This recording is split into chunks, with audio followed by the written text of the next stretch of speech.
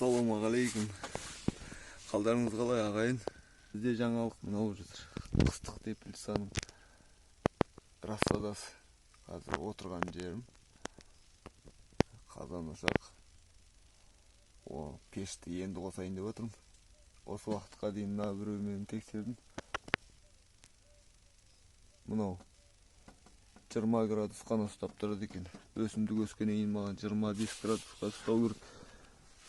Қазір күннің қызуымен ғана тұр. Қанша деп тұр? 25. Қиярды осылай егіп қойдым. Осылай ғана рассадаға келеді екен қияр. Помидор кәдімгі рассада. Алла қаласа. Міне помидор. Бір штукпен егілген. Алла қаласа декабрь аяғы пісу керек. Қияр декабрь басы пісіп кетеді. Тауық. Қазір тауықты бір түсіріп жіберем. О жақта да қырғын төбелес болып жатыр. бір түрлі бір ауру келіп алды. Білмеймін. Қазір алдын алып етіп жатырмын. Алдын алғалы кішкене жақсы дүзелді. 3 күн ауырады, өледі ғой. 3 күн ауырады, өледі екен. Сондай ауруға тап болып жатыр қазір. Тауықтар азайып жатыр. Енді қолға алдық қазір.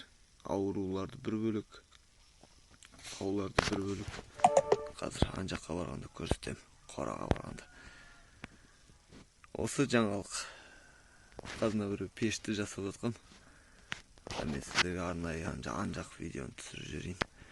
Болады екен негізі бізде ауа райы түнде -4-5 градус болғанда мынаны 15 градусқа түсіп тұр. 15 градус жылы. Енді мына отты қосатын болсам, меніңше мынаны түнгі 12-де бір жағамыз болды ғой.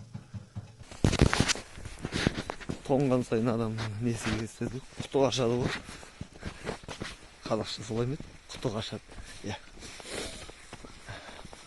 Бұрында ата-бабаларымыз айтып отырушы еді ғой. Апаларымыз. Мынау ең соңынан шыққан балапанда шөу бар еді.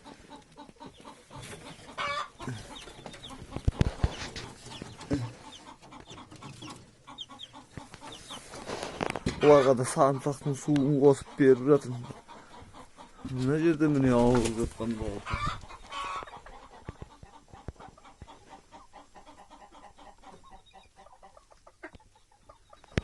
Ішінде жазылайын деп қойғандар да бар.